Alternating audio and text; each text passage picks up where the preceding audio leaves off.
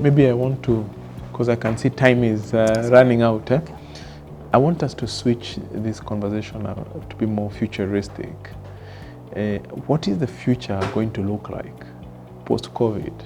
And of course, we don't know when post-COVID is ever going to come.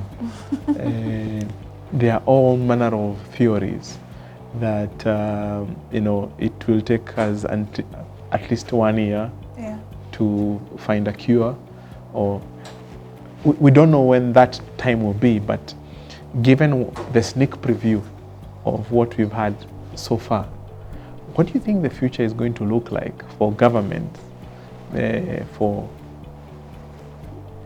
various sectors in the economy, for your business, for the exchange? Maybe we can start from the exchange. What is the future going to look like? Well, I think the fact of the matter is that we may not know how long this situation is going to be, but what we know that we shall have a tail end at some point. Sure. That's a fact.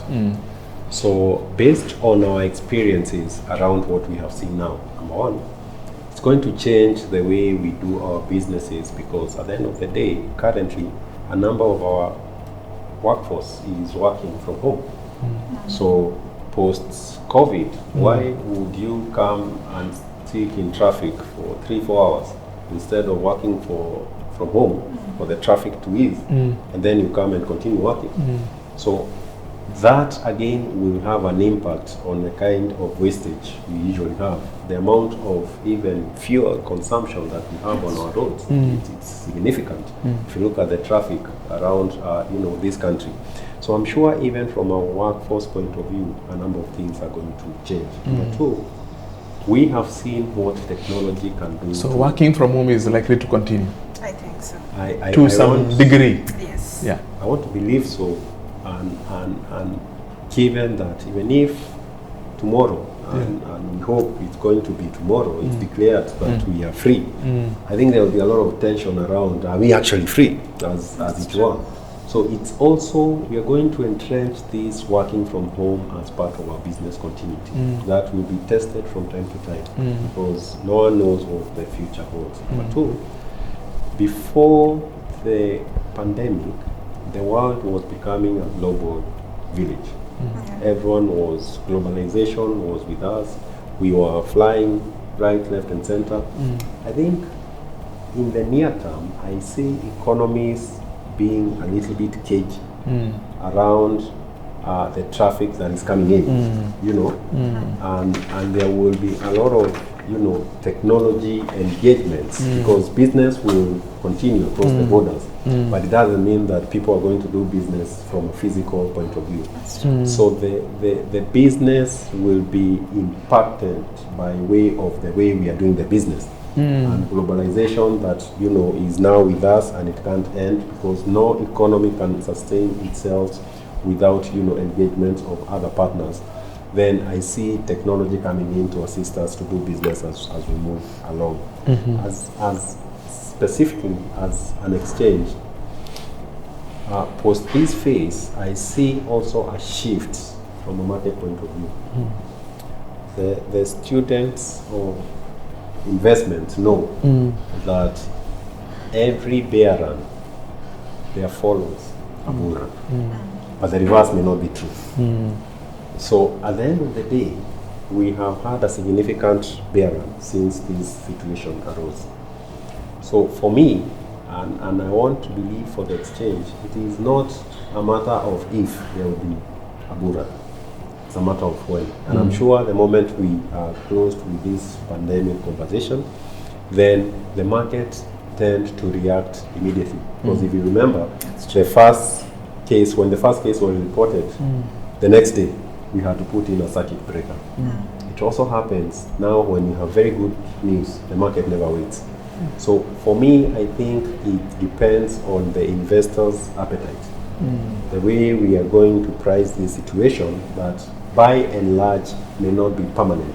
It is a phase that will come and pass. The only unfortunate thing is that we don't know when.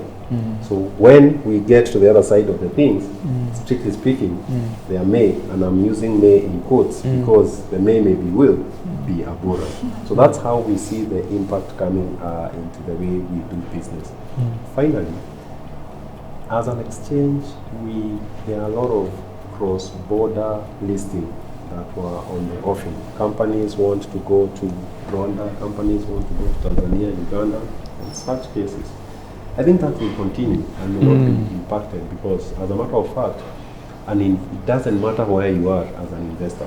With the infrastructure that has been put in place, you will be able to, buy whichever script you want in any jurisdiction and wire your money accordingly. And that is why the mobile money, together with the banking industry, has done very, very well to ensure that we are able to operate full throttle by way of doing business, trade and reset.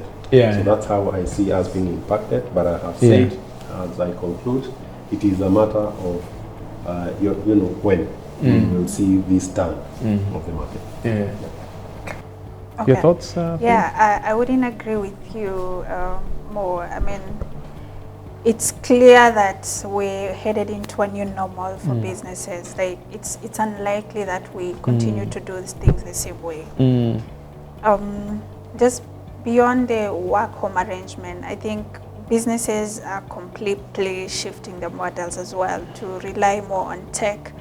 And even from a banking perspective, even those guys who really had to come to the bank to do transactions, now they are forced to learn how the online platform works.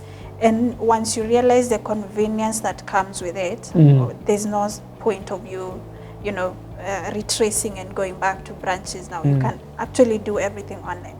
So it's not going to be the same. For businesses, I think now we'll probably take risk management a lot more seriously. For SMEs, the small guys who always like, I've done this for so long, I know how it all plays.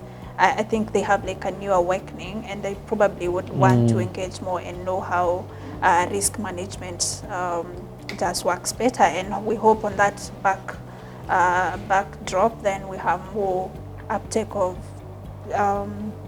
securities like derivatives. We have more appreciation of just how much protection they actually do offer, how much cushion they provide for portfolios. So we have more uptake of such. And like I said, yes, it's likely to be a new norm for businesses. Just how you approach your market is likely to change because we are learning so much within these species. Things that we thought we never imagined were doable are actually proving to be quite practical, right? So how I approach my market is likely to change. What my expenditure priorities are equally likely to evolve, right? Do I spend as much on cars as I used to? What's the point if I'm actually just comfortable working from home? Do I actually need to own a car? I'll probably just take a cab, one-off that I have to go somewhere if I'm going to the airport. Or even globally, spring meetings are happening now. The IMF are happening currently. None of them is in Washington right now, apart from maybe the IMF itself. It's all virtual. So, I mean, our tourism, Balala has to change his strategy from, conference-driven tourism, and I think Rwanda has also capitalized pretty much on the same model. But how do people now? I mean, the fear will be there for quite a number of time, right? And even visa restrictions are likely to be much more going forward. So why do I have to go through that whole hassle when I can actually do it online? So it's no longer business as usual. I think we are all forced to evolve to the next level at this point. Yeah.